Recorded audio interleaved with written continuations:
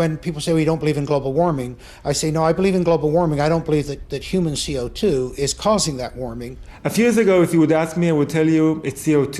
Why? Because just like everyone else in the public, I listened to what the media had to say. Each day, the news reports grow more fantastically apocalyptic. Politicians no longer dare to express any doubt about climate change. There is such intolerance of any dissenting voice. Are some of the worst climate criminals on the planet. This is the most politically incorrect thing possible, is to doubt this climate change orthodoxy. Global warming has gone beyond politics. It is a new kind of morality. Now, the Prime Minister's back from his holidays, unrepentant and unembarrassed about yet another long-haul destination. Yet, as the frenzy over man-made global warming grows shriller, many senior climate scientists say the actual scientific basis for the theory is crumbling. There were periods, for example, in Earth's history when we had 3 times as much CO2 as we have today, or periods when we had 10 times as much CO2 as we have today. And if CO2 has a large effect on climate, then you should see it in the temperature reconstruction. If we look at climate through the geological time frame, we would never suspect CO2 as a major climate driver. None of the major climate changes in the last 1,000 years can be explained by CO2. We can't say that CO2 will drive climate. It certainly never did in the past. I've often heard it said that there is a consensus of thousands of scientists on the global warming issue and that humans are causing a catastrophic change to the climate system. Well, I am one scientist, and there are many that simply think that is not true. Man-made global warming is no ordinary scientific theory. This morning, the Intergovernmental Panel on Climate Change made up of... It is presented in the media as having the stamp of authority of an impressive international organization. From the IPCC, the United Nations Intergovernmental Panel on Climate Change, or IPCC. The IPCC, like any UN body, is political. The final conclusions are politically driven. This claim that the IPCC is the world's top 1,500 or 2,500 scientists, you look at the bibliographies of the people and it's simply not true. There are quite a number of non-scientists. And to build the number up to 2,500, they have to start taking reviewers and government people and so on, anyone who ever came close to them. And none of them are asked to agree. Many of them disagree. Those people who are specialists but don't agree with the polemic and resign, and there have been a number that I know of, they are simply put on the author list and become part of this 2,500 of the world's top scientists. People have decided you have to convince other people that since no scientist disagrees, you shouldn't disagree either. But that, whenever you hear that in science, that's pure propaganda. This is the story of how a theory about climate turned into a political ideology.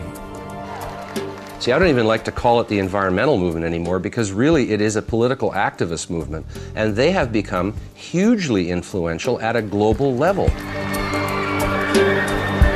It is the story of the distortion of a whole area of science. Climate scientists need there to be a problem in order to get funding. We have a vested interest in creating panic, because then money will flow to climate science. There's one thing you shouldn't say, and that is, this might not be a problem. It is the story of how a political campaign turned into a bureaucratic bandwagon. Fact of the matter is that tens of thousands of jobs depend upon global warming right now. It's a big business. It's become a great industry in itself. And if the whole global warming farrago collapsed, there'd be an awful lot of people out of jobs and looking for work. This is a story of censorship and intimidation. I have seen and heard their spitting fury at anybody who might disagree with them, which is not the scientific way. It is a story about Westerners invoking the threat of climatic disaster to hinder vital industrial progress in the developing world. One clear thing that emerges from the whole environmental debate is the point that there's somebody keen to kill the African dream, and the African dream is to develop. The environmental movement has evolved into the strongest force there is for preventing development in the developing countries. The global warming story is a cautionary tale of how a media scare became the defining idea of a generation. The whole global warming business has become like a religion. And people who disagree are called heretics. I'm a heretic. The makers of this program are all heretics.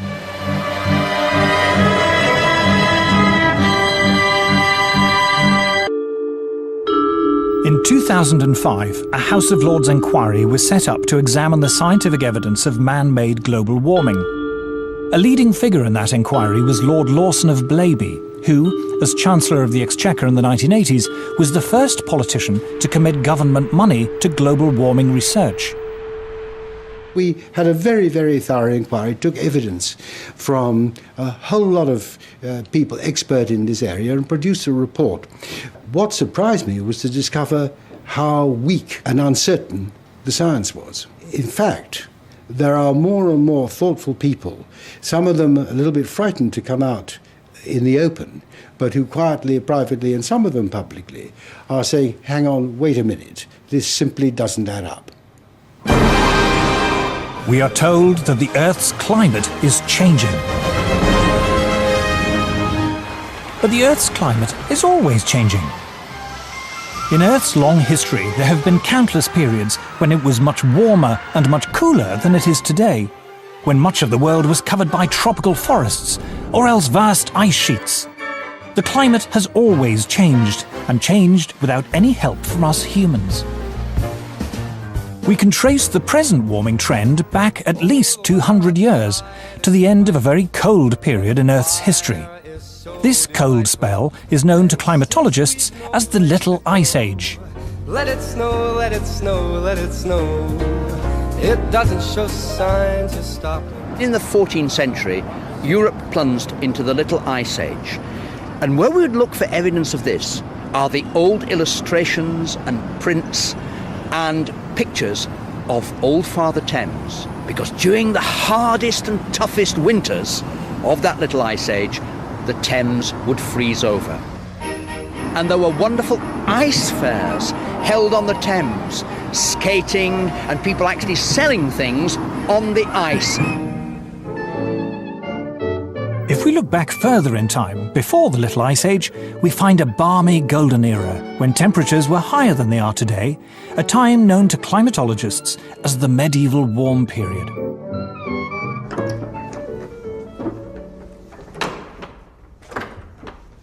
It's important that people know that climate enabled a quite different lifestyle in the medieval period. We have this view today that warming is going to have apocalyptic outcomes. In fact, wherever you describe this warm period, it appears to be associated with riches. We're having a heat wave. In Europe, this was the great age of the cathedral builders, a time when, according to Chaucer, vineyards flourished even in the north of England.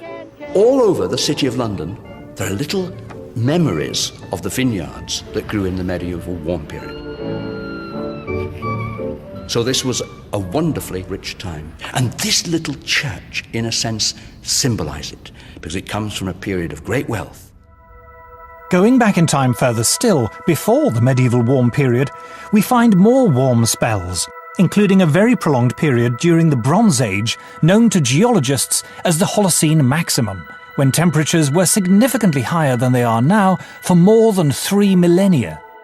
If we go back 8,000 years in the Holocene period, our current interglacial, it was much warmer than it is today.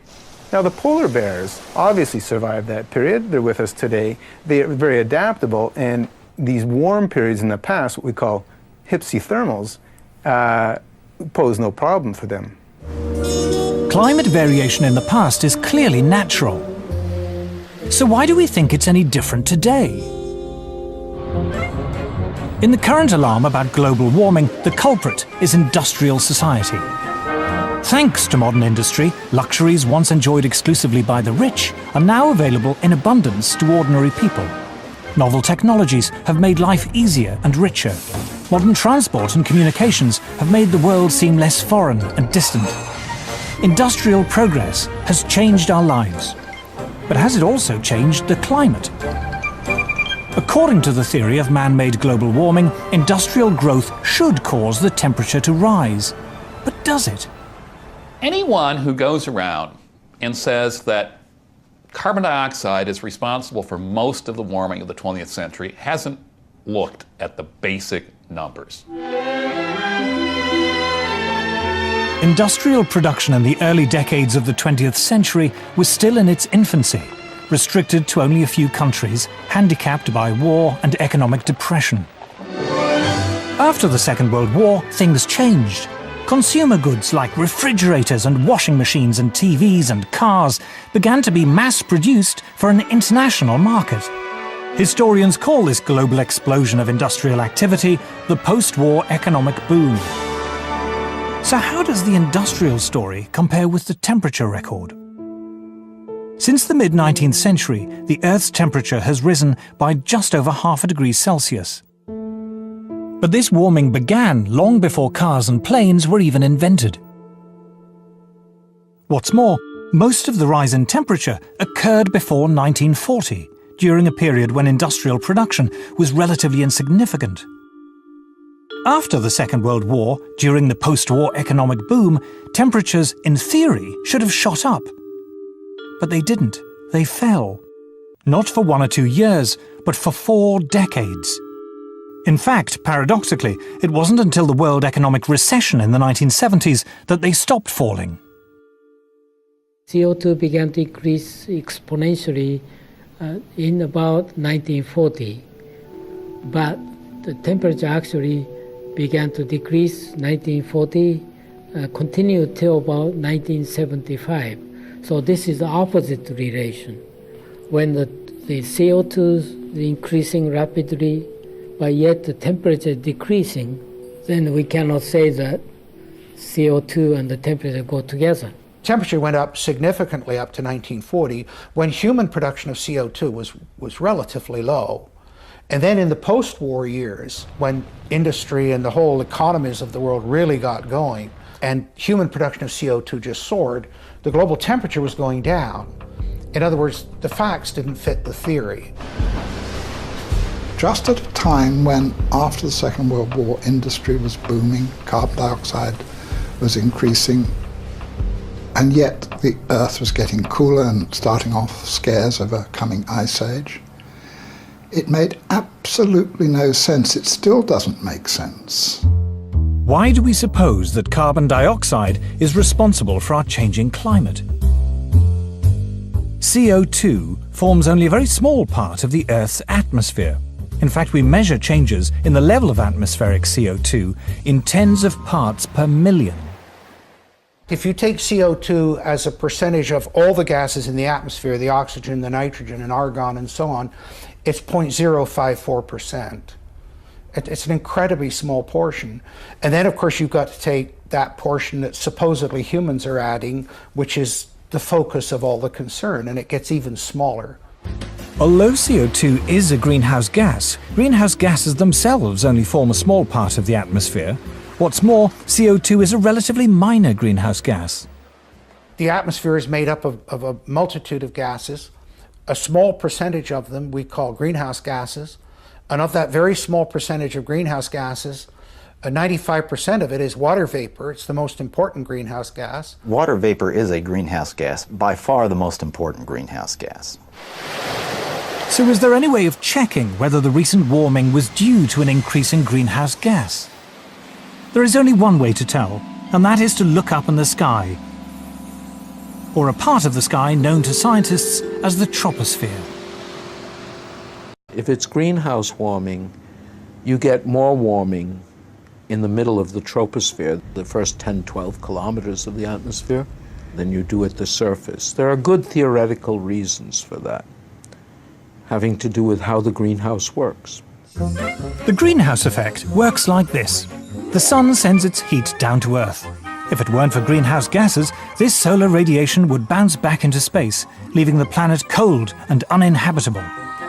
Greenhouse gas traps the escaping heat in the Earth's troposphere, a few miles above the surface. And it's here, according to the climate models, that the rate of warming should be highest, if it's greenhouse gas that's causing it. All the models, every one of them, calculates that the warming should be faster as you go up from the surface into the atmosphere. And in fact, the maximum warming over the equator should take place at an altitude of about 10 kilometers. A scientist largely responsible for measuring the temperature in the Earth's atmosphere is Professor John Christie. In 1991, he was awarded NASA's Medal for Exceptional Scientific Achievement, and in 1996 received a special award from the American Meteorological Society for fundamentally advancing our ability to monitor climate. He was a lead author on the UN's Intergovernmental Panel on Climate Change, or IPCC. There are two ways to take the temperature in the Earth's atmosphere: satellites and weather balloons. What we found consistently is that in a great part of the planet, that the bulk of the atmosphere is not warming as much as we see at the surface in this region. And that's a real head scratcher for us, because the theory is pretty straightforward. And the theory says that if the surface warms, the upper atmosphere should warm rapidly. The rise in temperature of that part of the atmosphere is not very dramatic at all, and really does not match the theory that climate models are expressing at this point. One of the problems that is plaguing the models is that they predict that as you go up through the atmosphere, except in the polar regions, that the rate of warming increases. And it's quite clear from two data sets, not just satellite data, which everybody talks about, but from weather balloon data, that you don't see that effect. In fact, it looks like the surface temperatures are warming slightly more than the upper air temperatures. That's a big difference. That data gives you a handle on the fact that what you're seeing is warming that probably is not due to greenhouse gases. That is, the observations do not show an increase with altitude. In fact, most observations show a slight decrease in the rate of warming with altitude.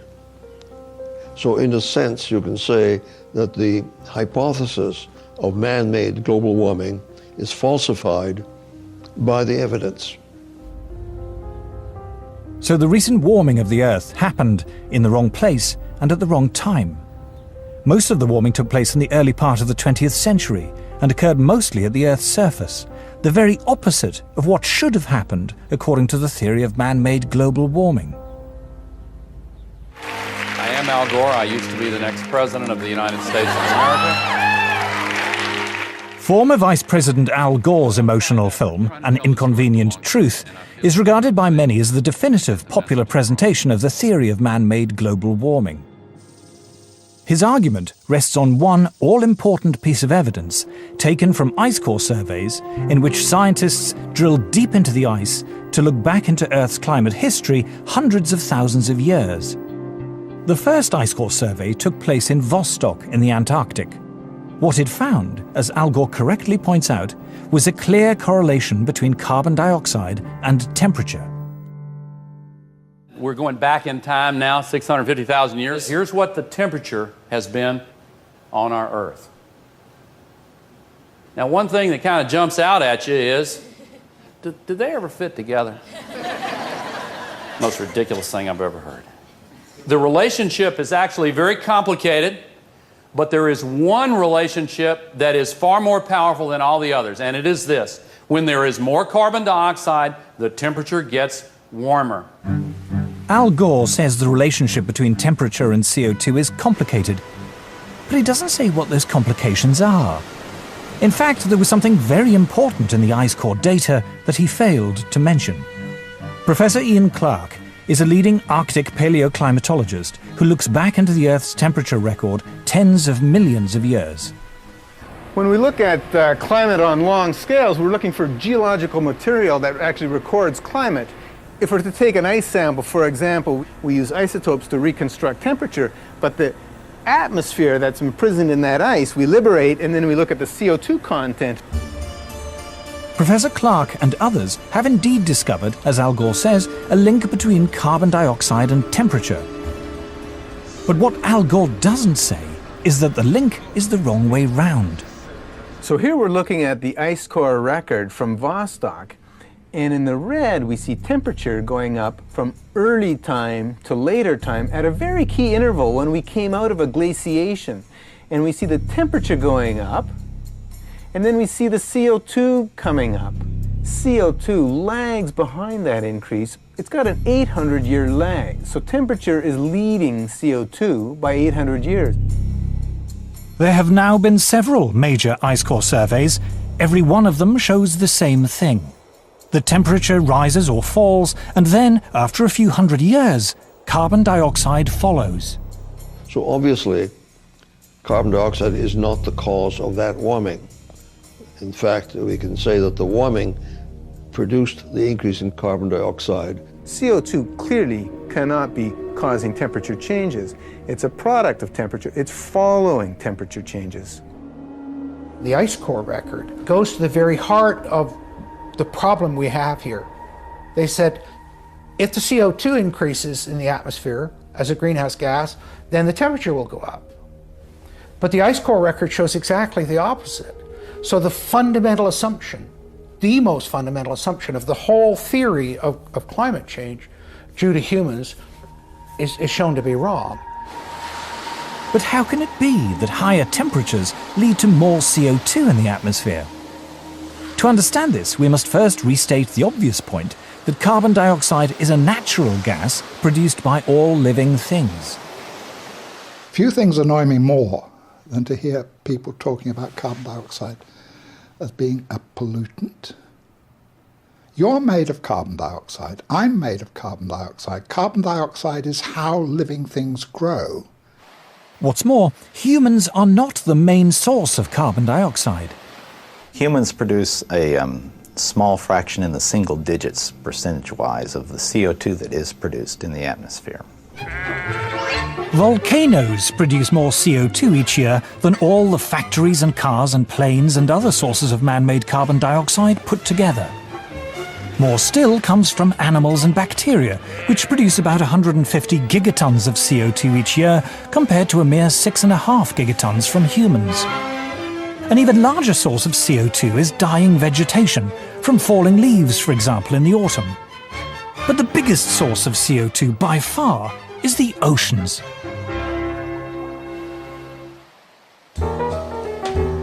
Carl Wunsch is Professor of Oceanography at MIT. He was also visiting Professor in Oceanography at Harvard University and University College London, and a Senior Visiting Fellow in Mathematics and Physics at the University of Cambridge. He is the author of 4 major textbooks on oceanography. The ocean is the major reservoir into which carbon dioxide goes when it comes out of the atmosphere, or from which it is re-emitted to the atmosphere.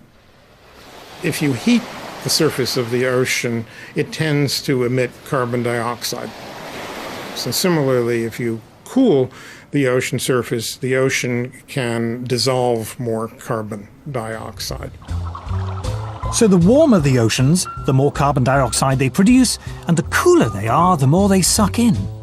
But why is there a time lag of hundreds of years between a change in temperature and a change in the amount of carbon dioxide going into or out of the sea? The reason is that oceans are so big and so deep, they take literally hundreds of years to warm up and cool down. This time lag means the oceans have what scientists call a memory of temperature changes. The ocean has a memory of past events running out as far as 10,000 years. So, for example, if somebody says, "Oh, I'm seeing changes in the North Atlantic," this must mean that the climate system is changing. It may only mean that something happened in a remote part of the ocean decades or hundreds of years ago, whose effects are now beginning to show up in the North Atlantic. The current warming began long before people had cars or electric lights.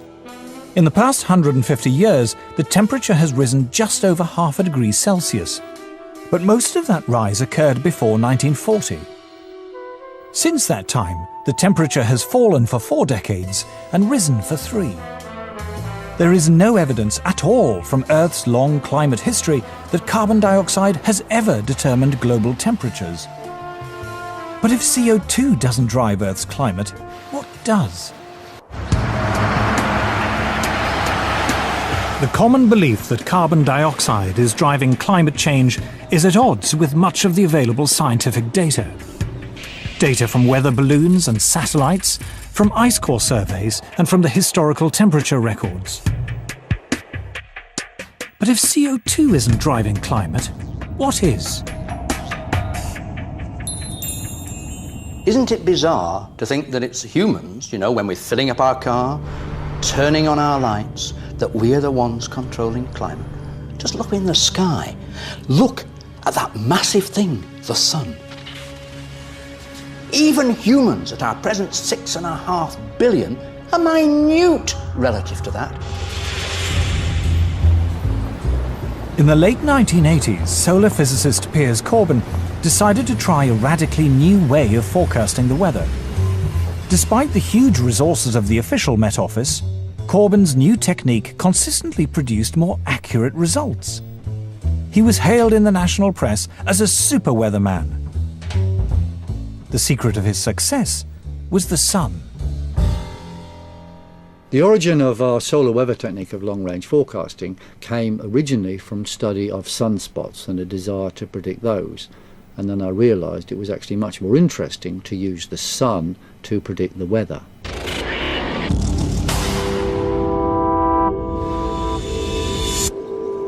Sunspots, we now know, are intense magnetic fields which appear at times of higher solar activity. But for many hundreds of years, long before this was properly understood, astronomers around the world used to count the number of sunspots in the belief that more spots heralded warmer weather. In 1893, the British astronomer Edward Maunder observed that during the Little Ice Age, there were barely any spots visible on the sun, a period of solar inactivity which became known as the Maunder minimum. But how reliable are sunspots as an indicator of the weather? Okay, bye. I decided to test it by gambling on the weather through William Hill against what the Met Office said was a normal expectation. And I won money month after month after month after month. Last winter the Met Office said it could be or would be an exceptionally cold winter. We said, no, that is nonsense, it's going to be very close to normal. And we specifically said when it would be cold, i.e. after Christmas and February. We were right, they were wrong.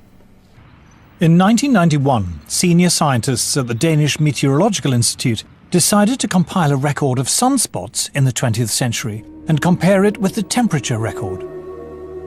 What they found was an incredibly close correlation between what the sun was doing and changes in temperature on Earth.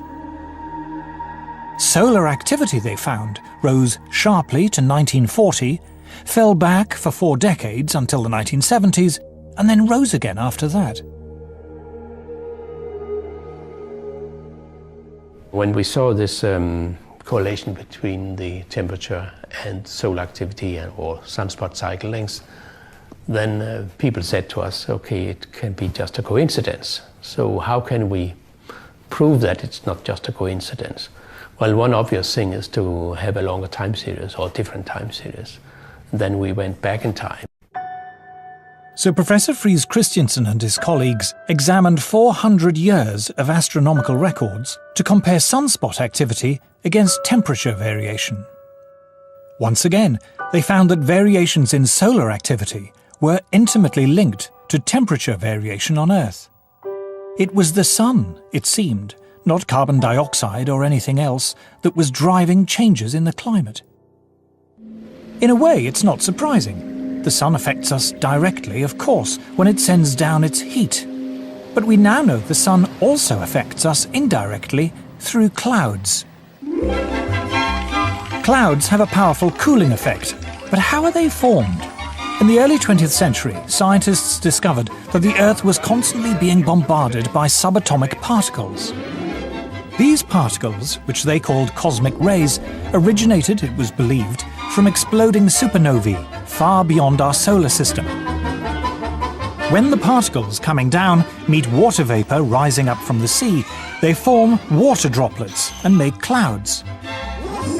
But when the sun is more active and the solar wind is strong, fewer particles get through and fewer clouds are formed.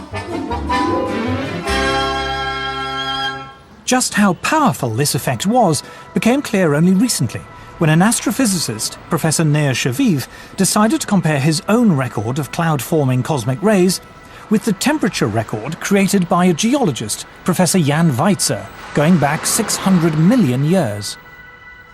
What they found was that when cosmic rays went up, the temperature went down. When cosmic rays went down, the temperature went up. Clouds and the Earth's climate were very closely linked. To see how close, you just flip the lines. We just compared the graphs, just put them one upon the other, and it was just amazing. Jan Weitzer looked at me and says, you know, we have very explosive data here.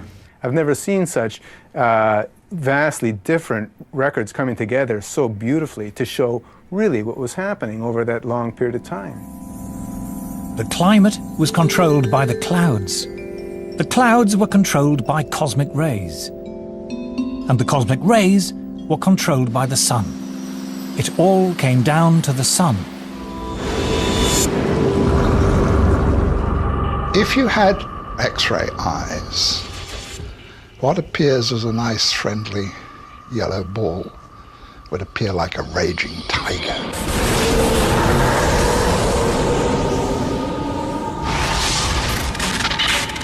The sun is an incredibly violent beast, and it's throwing out great explosions and puffs of gas, an endless solar wind that's forever rushing past the Earth. We're, in a certain sense, inside the atmosphere of the sun. The intensity of its magnetic field more than doubled during the 20th century. In 2005, astrophysicists from Harvard University published the following graph in the official journal of the American Geophysical Union. The blue line represents temperature change in the Arctic over the past 100 years. And here is the rise in carbon dioxide over the same period. The two are not obviously connected. But now look again at the temperature record, and at this red line, which depicts variations in solar activity over the past century as recorded independently by scientists from NASA and America's National Oceanic and Atmospheric Administration. Solar activity over the last 100 years, over the last several hundred years, correlates very nicely on a decadal basis with sea ice and Arctic temperatures. To the Harvard astrophysicists and many other scientists, the conclusion is inescapable. The sun is driving climate change. CO2 is irrelevant. But why, if this is so, are we bombarded day after day with news items about man-made global warming? Why do so many people in the media and elsewhere regard it as an undisputed fact? To understand the power of global warming theory, we must tell the story of how it came about.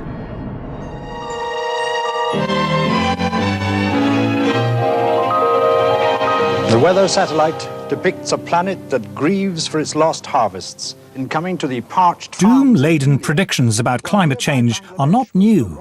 In 1974, the BBC warned us of impending disasters which might seem strangely familiar. Again and again, the newsreels have been showing us disasters of the weather. The American Midwest suffered its worst drought since the 1930s, and tornadoes were on the rampage. And what was going to be the cause of these disasters? The man behind the series was former New Scientist editor Nigel Calder. In The Weather Machine, we reported the mainstream opinion of the time, which was global cooling and the threat of a new ice age. Nature's ice dwarfs us. After 4 decades of falling temperatures, experts warned that a cooler world would have catastrophic consequences. There's the ever-present threat of a big freeze. Will a new ice age claim our lands and bury our northern cities? But amid the doom and gloom, there was one voice of hope. A Swedish scientist called Bert Bolin tentatively suggested that man-made carbon dioxide might help to warm the world, although he wasn't sure. And there is a lot of oil, and there are vast amounts of coal left. And we seem to be burning it with an ever-increasing rate. And if we go on doing this, in about 50 years' time, the climate may be a few degrees warmer than today. We just don't know. We were also the first to put Bert Bolin of Sweden on international television talking about the dangers of carbon dioxide. And I remember being bitterly criticized by top experts for indulging him in his fantasy.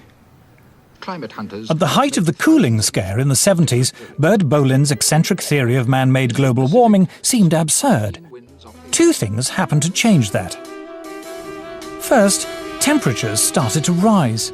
And second, the miners went on strike.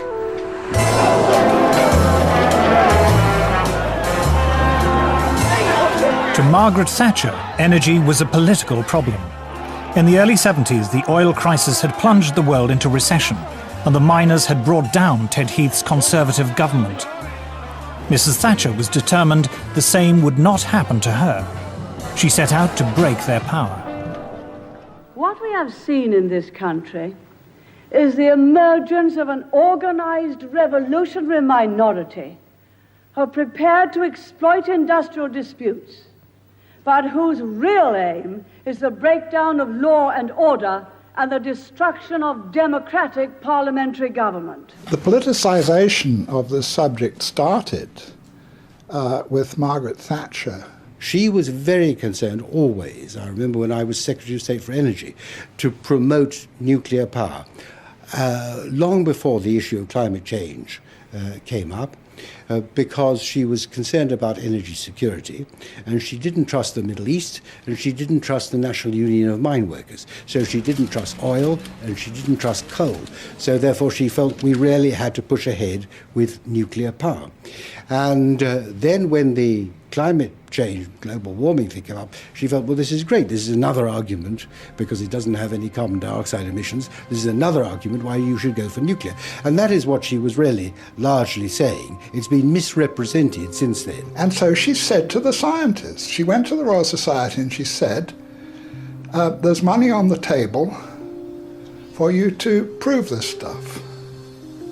So, of course, they went away and did that. Inevitably, the moment politicians put their weight behind something and attach their name to it in some ways, of course, money will flow. That's the way it goes. And inevitably, research, development, institutions started to bubble up, if we can put it that way, which were going to be researching climate, but with a particular emphasis on the relationship between carbon dioxide and temperature.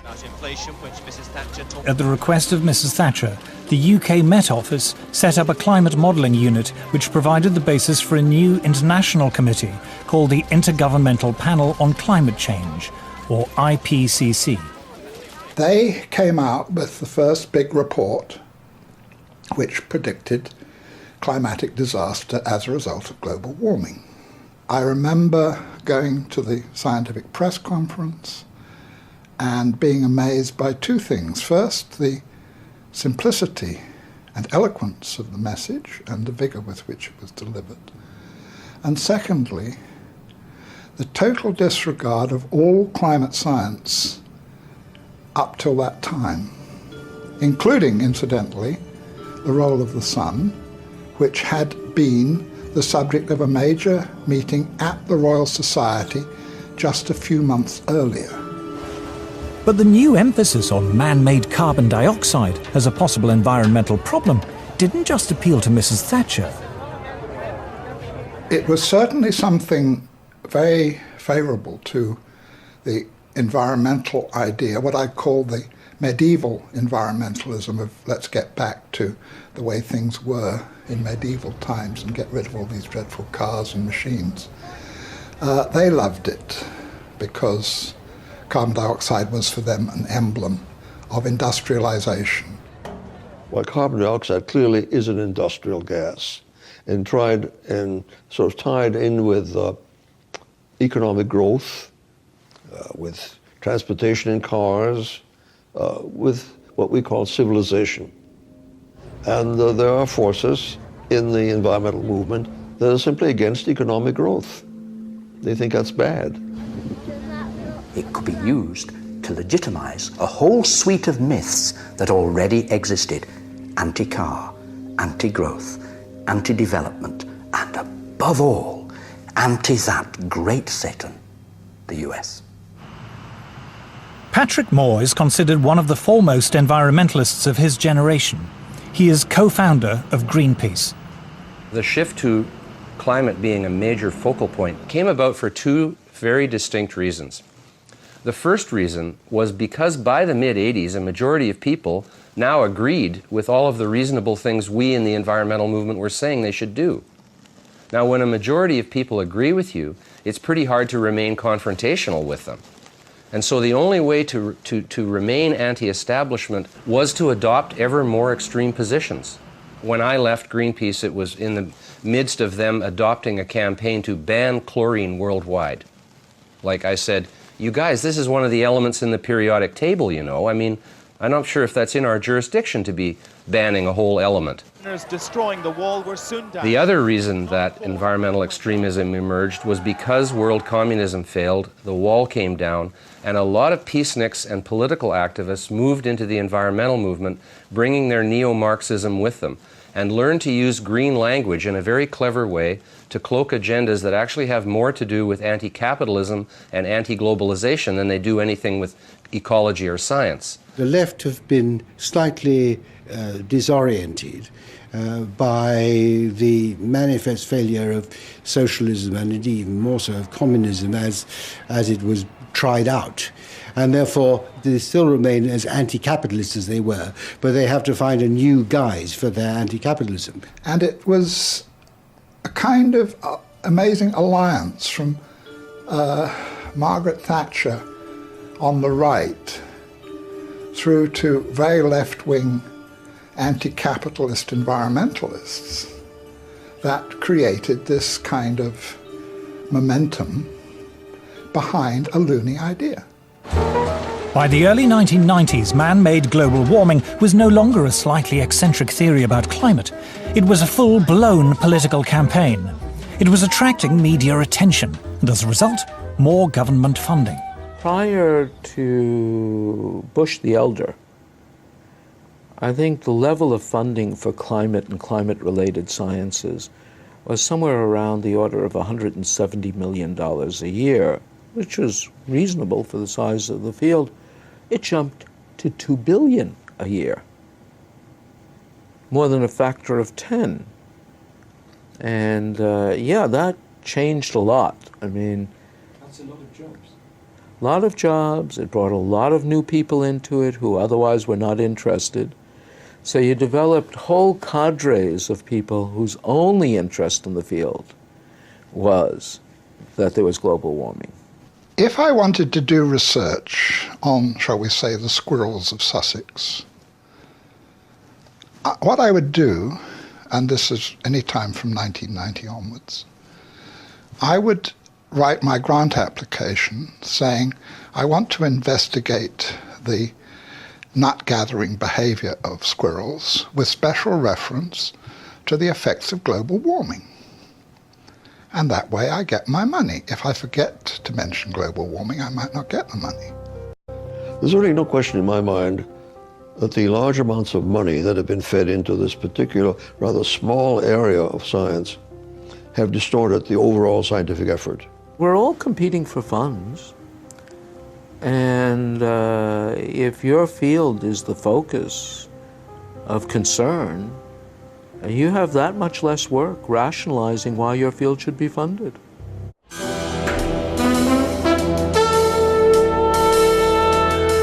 By the 1990s, tens of billions of dollars of government funding in the US, UK and elsewhere were being diverted into research relating to global warming. A large portion of those funds went into building computer models to forecast what the climate will be in the future. But how accurate are those models? Dr. Roy Spencer was Senior Scientist for Climate Studies at NASA's Marshall Space Flight Center. He has been awarded medals for exceptional scientific achievement from both NASA and the American Meteorological Society. Climate models are only as good as the assumptions that go into them, and they have hundreds of assumptions. All it takes is one assumption to be wrong for the forecast to be way off.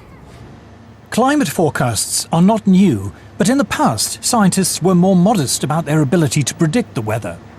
Any attempt at forecasting changes of climate meets skepticism from the men who model the weather by computer.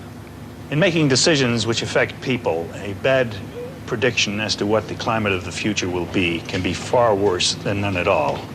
I'm afraid that our understanding of the complex weather machine is not yet good enough to make a reliable statement of the future.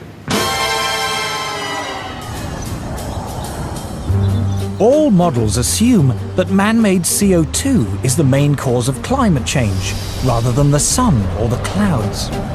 The analogy I use is like my car's not running very well. So I'm going to ignore the engine, which is the sun, and I'm going to ignore the transmission, which is the water vapor, and I'm going to look at one nut on the right rear wheel, which is the human-produced CO2. It's that, the science is that bad. If you haven't understood the climate system, if you haven't understood all the components, the cosmic rays, the solar, the CO2, the water vapor, the clouds, and put it all together, if you haven't got all that, then your model isn't worth anything. The range of climate forecasts varies greatly. These variations are produced by subtly altering the assumptions upon which the models are based. The models are so complicated, you can often adjust them in such a way that they do something very exciting. I've worked with modelers, I've done modeling, and with a mathematical model and you tweak parameters, you can model anything. You can make it warmer, you can make it get colder by changing things. Since all the models assume that man-made CO2 causes warming, one obvious way to produce a more impressive forecast is to increase the amount of imagined man-made CO2 going into the atmosphere. We put an increase in carbon dioxide in them that is 1% per year. It's been 0.49% per year for the last 10 years. 0.42 for the 10 years before that, and 0.43 for the 10 years before that. So the models have twice as much greenhouse warming radiation going in them as is known to be happening. It shouldn't shock you that they predict more warming than is occurring. Models predict what the temperature might be in 50 or 100 years' time.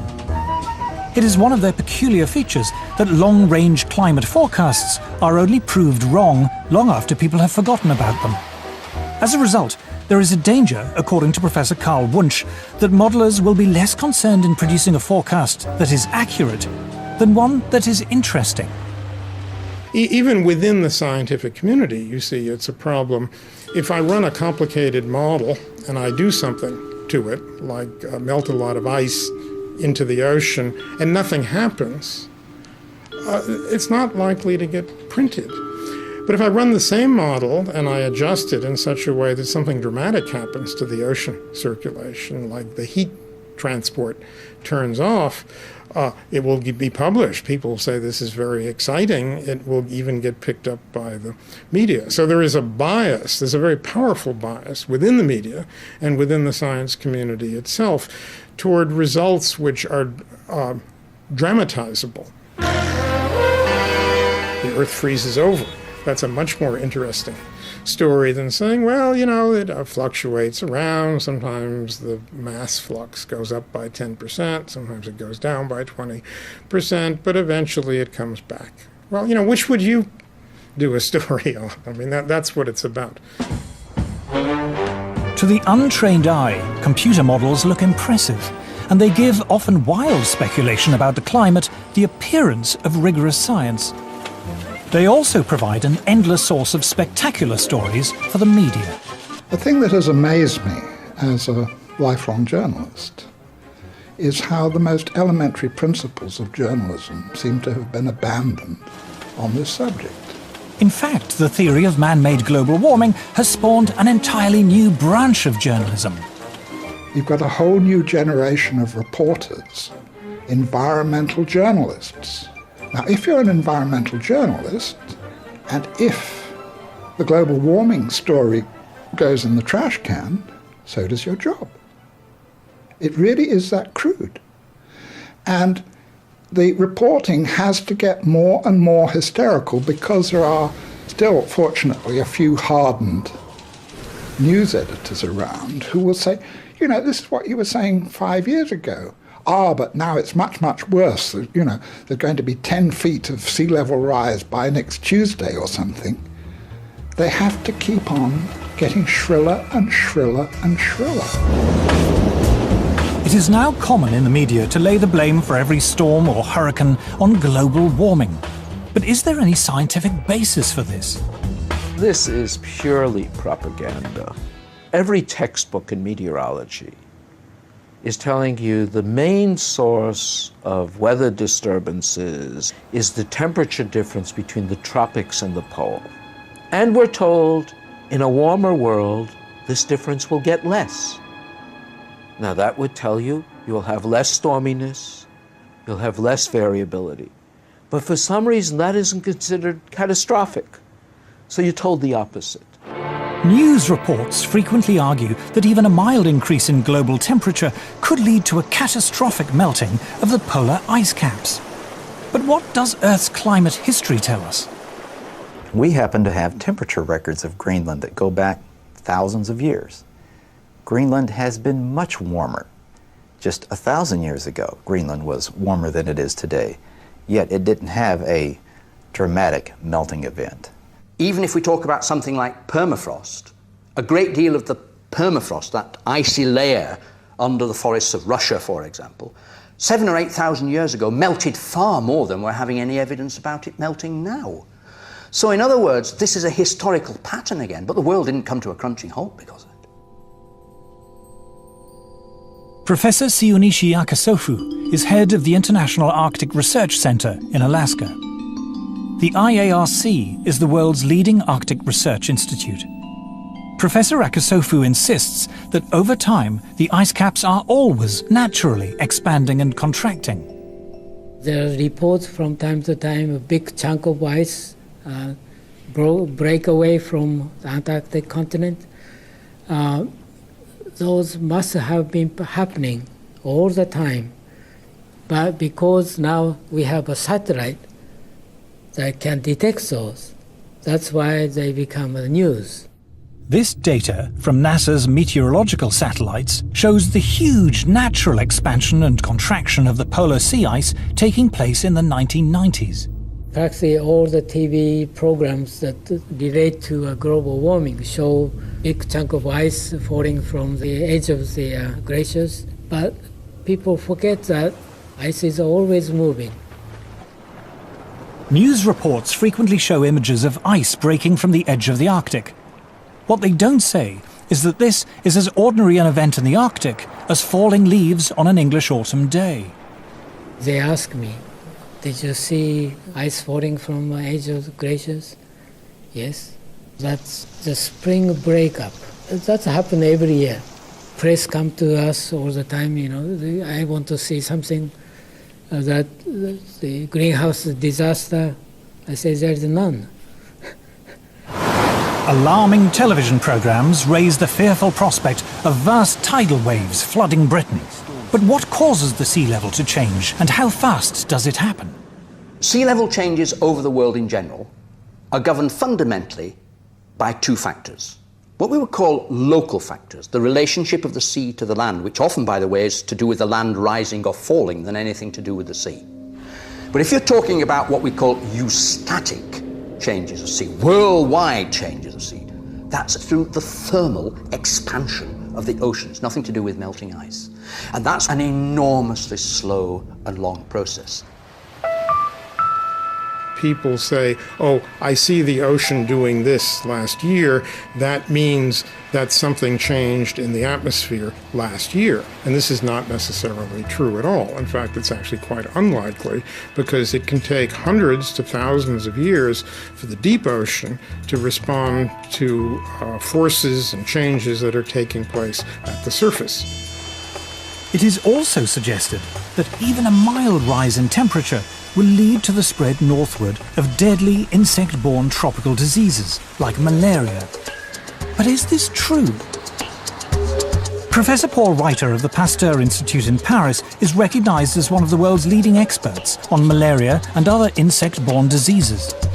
He is a member of the World Health Organization Expert Advisory Committee, was chairman of the American Committee of Medical Entomology of the American Society for Tropical Medicine, and lead author on the health section of the US National Assessment of the Potential Consequences of Climate Variability. As Professor Reiter is eager to point out, mosquitoes thrive in very cold temperatures. Mosquitoes are not specifically tropical. Most people will realize that in temperate regions there are mosquitoes. In fact, mosquitoes are extremely abundant in the Arctic. The most devastating epidemic of malaria was in the Soviet Union in the 1920s. There were something like 13 million cases a year and something like 600,000 deaths. A tremendous catastrophe that reached up to the Arctic Circle. Archangel had 30,000 cases and about 10,000 deaths. So it's not a tropical disease. Yet these people in the global warming fraternity invent the idea that malaria will move northwards. Climate scare stories cannot be blamed solely on sloppy or biased journalism. According to Professor Reiter, hysterical alarms have been encouraged by the reports of the United Nations Intergovernmental Panel on Climate Change, or IPCC. On the spread of malaria, the IPCC warns us that mosquito species that transmit malaria do not usually survive where the mean winter temperature drops below 16 to 18 degrees Celsius. According to Professor Reiter, this is clearly untrue. I was horrified to read the second and the third assessment reports because there was so much misinformation without any kind of recourse, or virtually without mention of the scientific literature, the truly scientific literature, the literature by specialists in those fields. In a letter to the Wall Street Journal, Professor Frederick Seitz, former president of America's National Academy of Sciences, revealed that IPCC officials had censored the comments of scientists. He said that this report is not the version that was approved by the contributing scientists. At least 15 key sections of the science chapter had been deleted. These included statements like, none of the studies cited has shown clear evidence that we can attribute climate changes to increases in greenhouse gases. No study to date has positively attributed all or part of the observed climate changes to man-made causes.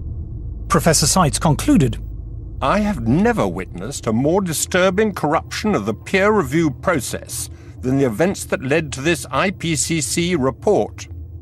In its reply, the IPCC did not deny making these deletions, but it said there was no dishonesty or bias in the report and that uncertainties about the cause of global warming had been included.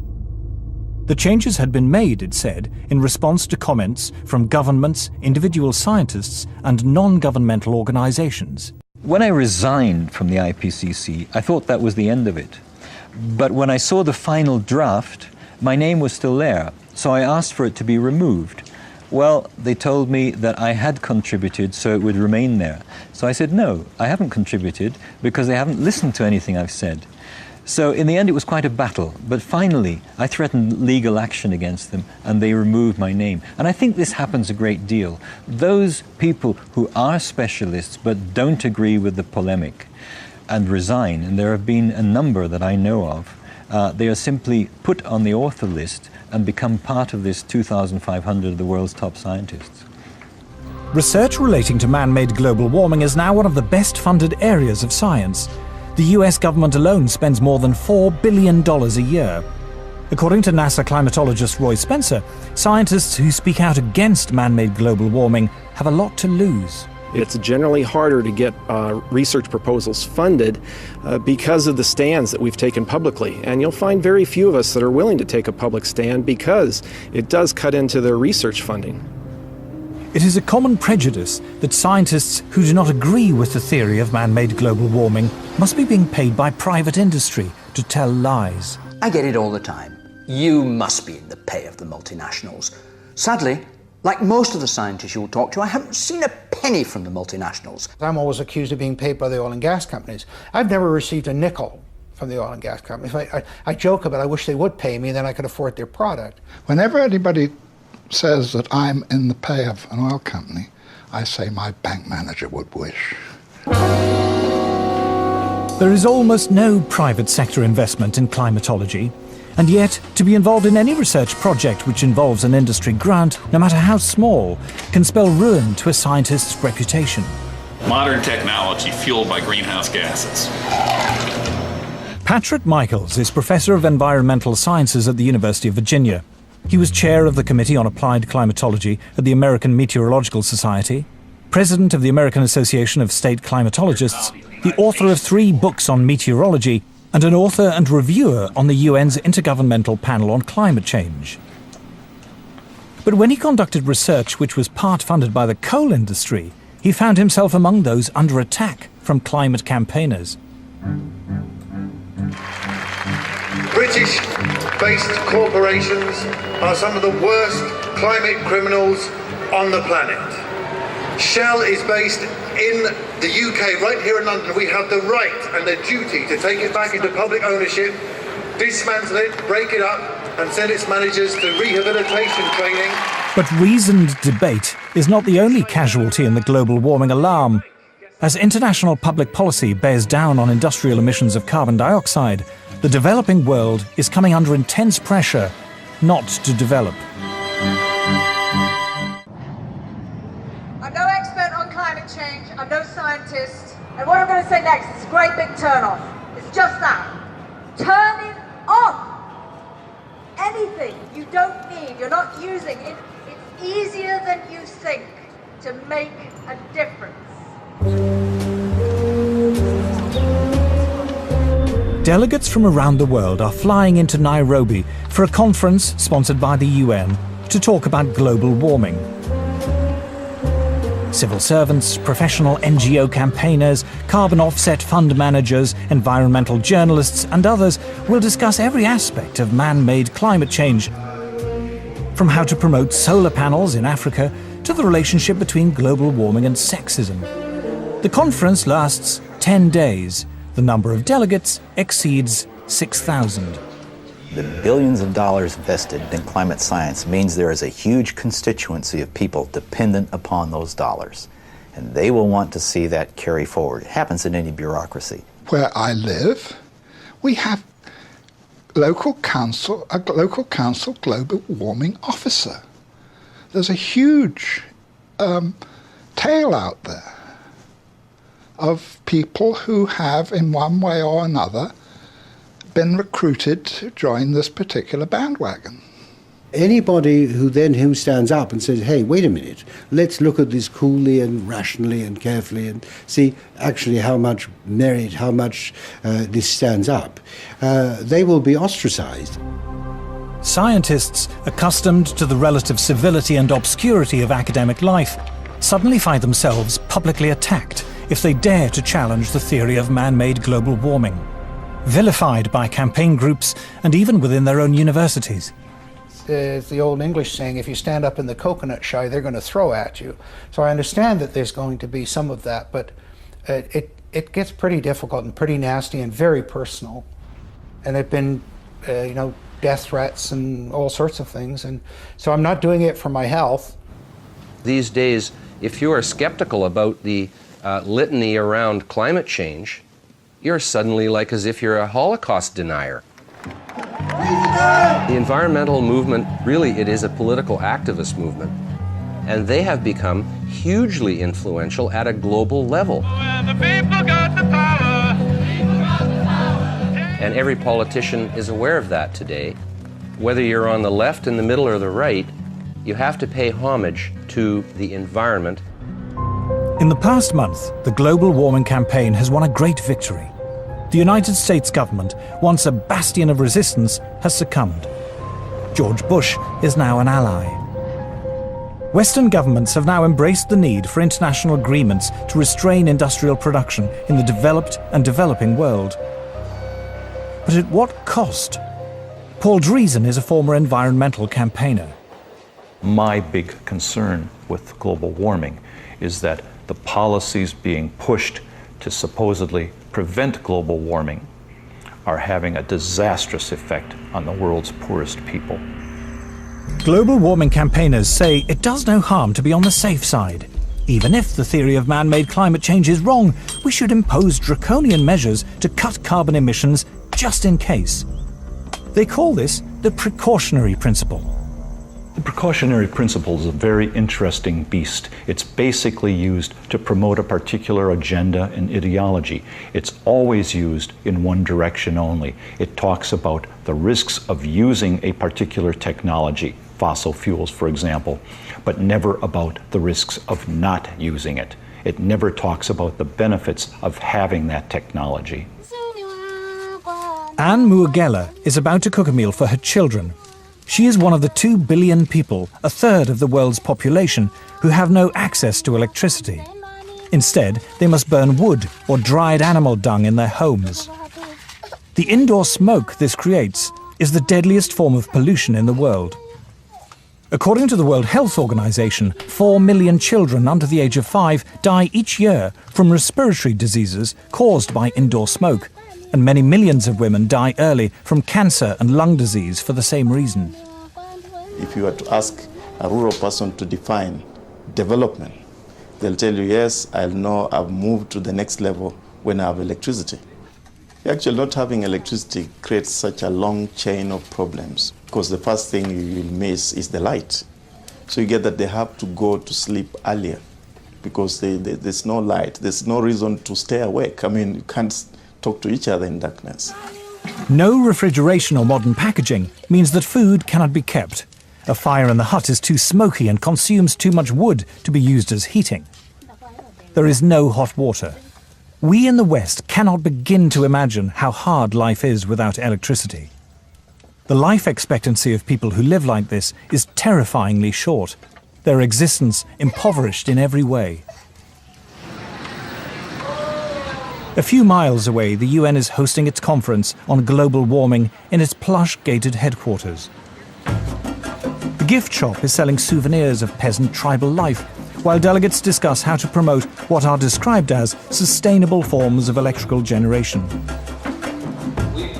Africa has coal, and Africa has oil, but environmental groups are campaigning against the use of these cheap sources of energy.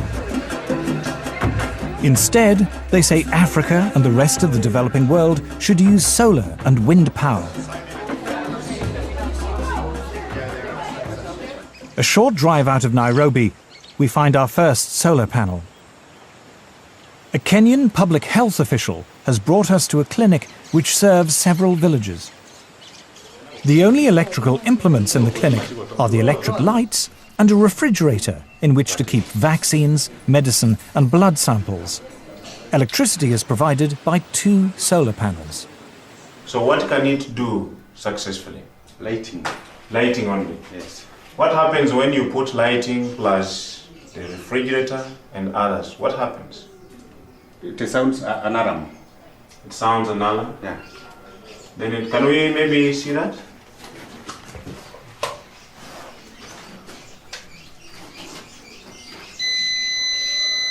The solar panels allow Dr. Samuel Mwangi to use either the lights or the refrigerator, but not both at the same time. If he does, the electricity shuts down. Wind and solar power are notoriously unreliable as a source of electricity and are at least 3 times more expensive than conventional forms of electrical generation. The question would be, how many people in Europe, how many people in the United States are already using that kind of energy? And how cheap is it? You see, if it's expensive for the Europeans, if it's expensive for the Americans, and we are talking about poor Africans, it doesn't make sense. The rich countries can afford to engage in some luxurious experimentation with other forms of energy. But for us, we are still at the stage of survival.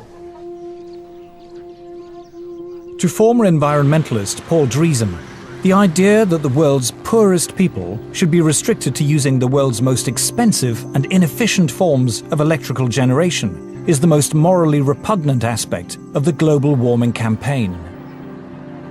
Let me make one thing perfectly clear. If we're telling the third world that they can only have wind and solar power, what we are really telling them is you cannot have electricity. The challenge we have when we meet Western environmentalists who say we must engage in use of solar panels and wind energy is how we can have Africa industrialized. Because I don't see how a solar panel is going to power a steel industry, how a solar panel, is going to power maybe some railway train network. It might work maybe to power a small transistor radio. I think one of the most pernicious aspects of the modern environmental movement is this romanticization of peasant life. And the idea that industrial societies are the destroyers of the world. One clear thing that emerges from the whole environmental debate is the point that there's somebody keen to kill the African dream, and the African dream is to develop. The environmental movement has evolved into the strongest force there is for preventing development in the developing countries. We are being told, don't touch your resource, don't touch your oil, don't touch your coal. That is suicide. I think it's legitimate for me to call them anti-human. Like, okay, you don't have to think humans are better than whales or better than owls or whatever if you don't want to, right? But surely it is not a good idea to think of humans as sort of being scum, that it's okay to have hundreds of millions of them go blind or die or whatever. I just can't relate to that. The theory of man-made global warming is now so firmly entrenched, the voices of opposition so effectively silenced, it seems invincible, untroubled by any contrary evidence, no matter how strong. The global warming alarm is now beyond reason. There will still be people who believe that this is the end of the world, particularly when you have, for example, the chief scientist of the UK telling people that by the end of the century, the only habitable place on the Earth will be the Antarctic. And humanity may survive thanks to some breeding couples who move to the Antarctic. I mean, it's hilarious. It would be hilarious, actually, if it weren't so sad.